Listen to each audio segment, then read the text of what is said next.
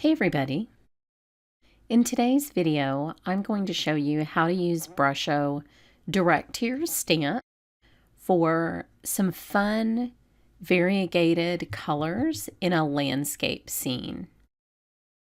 This is a really easy way to use Brusho just like ink and get a little bit of depth to your stamped images. I'm using the Waterfront stamp set from Stampin' Up! Today. And I'm going to show you just a few ways to get really different looks with this scene building stamp. It's meant for sort of scenic stamping. And the stamps themselves actually have a little halftone pattern to them when you stamp them just directly with ink. But these are 3 different looks that you can get with Brusho with this stamp and sort of a more solid stamp image. I'm going to take the Prussian blue Brusho, and I'm just going to shake it directly onto this photopolymer stamp. Since photopolymer is a little bit sticky, it works great with powdered watercolors because it will hang on to those crystals until you have time to add water. I'm also using a little bit of yellow here.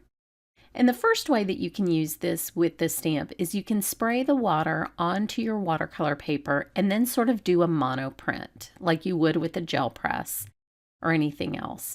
This will give you the most intense color and will actually leave some crystals on the paper that you can then spray for this sort of arty, atmospheric look. Looks more like a painting. That was this sample from the beginning of the video.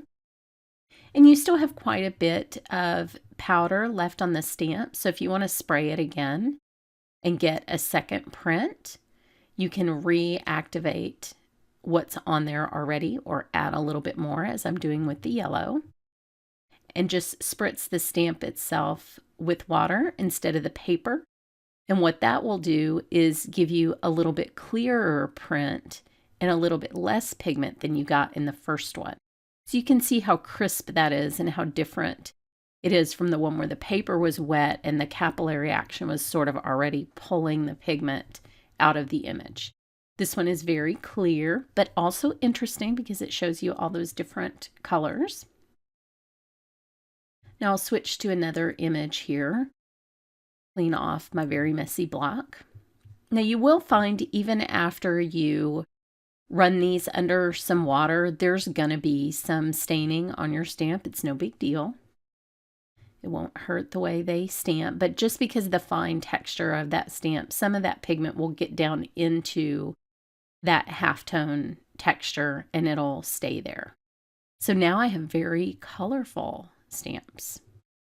Now here I'm doing the spray the water on the paper method again, and I'm just going to print these trees, and those come out again a little moodier, a little more abstract, and a little more pigment on the paper. So that's one fun way to scene build.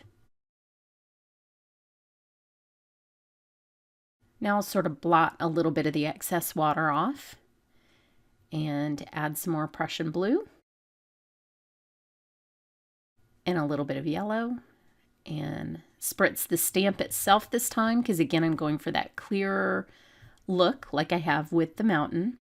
And when you press the stamp down, you'll actually see the pigment move around in the water that's on the stamp. Since you can see through it, you can sort of direct that with the pressure on the stamp.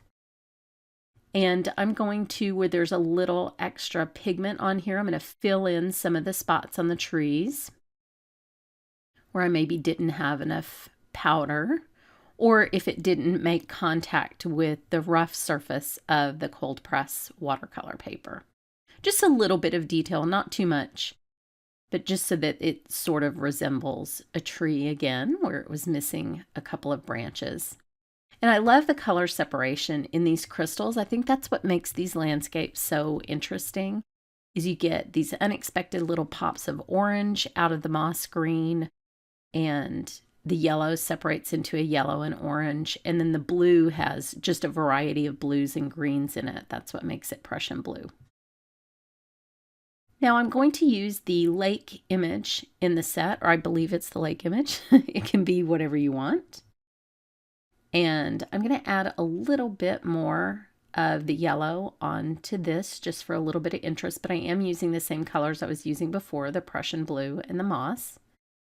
And I'm going to spritz the stamp. You do kind of want, if you've done a bunch of Brusho projects all at once, like I'm doing here, you want to spray away from your work surface, because any little stray crystals that are on your mat will get activated by the overspray from your spray bottle, and then you can end up with a big mess on your hands, and literally on your hands, because that's what I had when I was done with this.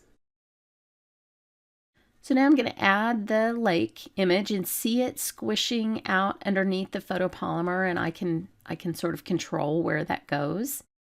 And then because this is sort of an abstract builder set, I can stamp on top of what I've already stamped, and I can add additional detail just with the pigment that's left on the stamp. So I activate that with a little bit of water and then go over that left side to add a little bit more color. And you can see how it really looks like the difference between the mountain and the land or water in front of it when you add just a little bit more of one of the colors, like I had done with the yellow. So I'll put the mountain back. I noticed that on the cold press paper, there were some spots that didn't have any pigment on them. So I'm going to use the exact same method, just sprinkle some Brusho onto the stamp, spray it, and then I'm just going to go right over the top of the original image. It makes it really easy to see because this stamp is clear. And just to fill in with a little bit of yellow, some of those sort of bare spots on the mountain. And I just love the way that looks. It almost really looks like the elements that you would have in a landscape, the different colors of rock, different colors of water, and different colors of foliage. So I hope you've enjoyed this technique today. Thanks so much for watching.